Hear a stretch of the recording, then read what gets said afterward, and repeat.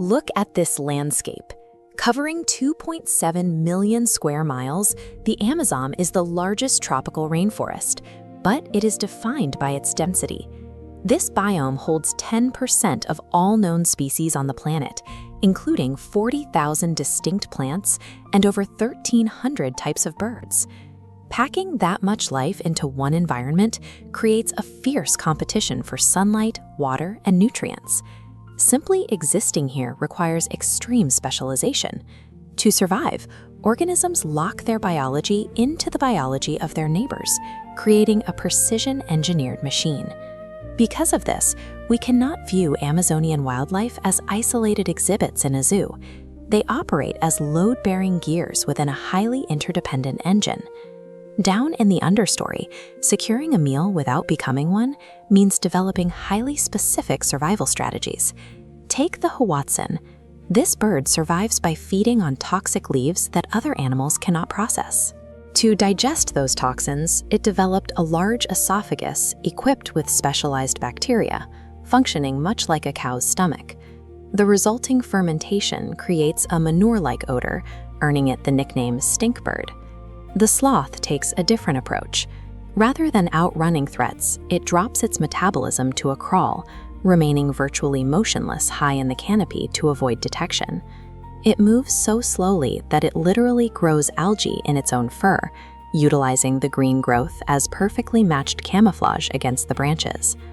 Down in the Oxbow Lakes, the giant Victoria amazonica water lily opens a white pineapple-scented flower at night, designed specifically to lure in pollinating beetles.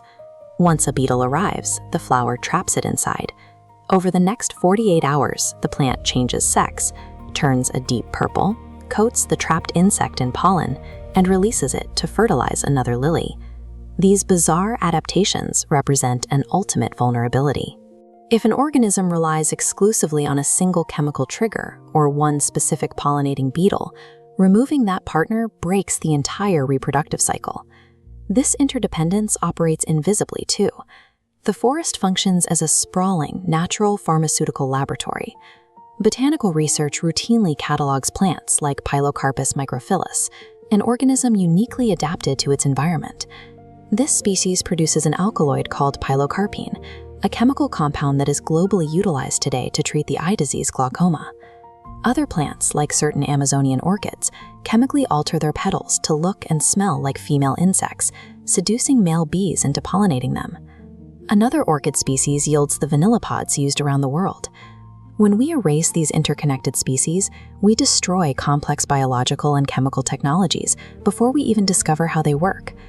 A hyper-specialized system struggles to adapt to sudden macro-level disruptions.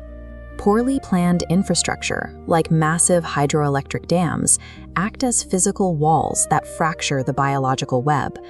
These concrete barriers block the critical migration routes of aquatic predators, cutting off species like the pink river dolphin from their breeding grounds and food sources. On land, the global demand for beef and soy drives aggressive land speculation and agricultural expansion.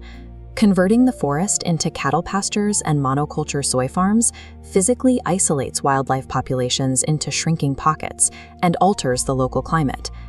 The clearing methods used to manage these agricultural zones frequently spark uncontrolled forest fires, which tear through the remaining canopy.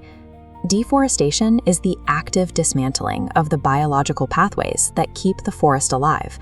This breakdown scales from the local ecosystem to global climate stability. Right now, the Amazon stores up to 200 billion tons of carbon. It also generates flying rivers, massive atmospheric streams of water vapor exhaled directly by the canopy. These atmospheric rivers dictate rainfall patterns and guarantee agricultural survival across all of South America. This chart tracks the total area cleared over time. We are currently at 17% deforestation across the Amazon basin. If that number reaches the 20 to 25% threshold, the ecosystem undergoes a systemic collapse, permanently losing its ability to generate its own rain. Averting that collapse requires transitioning to a sustainable forest economy, one that makes a living forest economically viable for the millions of people who live there. We see this working in local economies that prioritize biodiversity, such as the sustainable organic harvesting of wild Brazil nuts. Larger frameworks like the Amazon Region Protected Areas Program use project finance models to lock in permanent funding to safeguard millions of acres of forest. To save the Amazon and stabilize the global climate, we have to actively defend the invisible architecture of interdependence that connects these species together.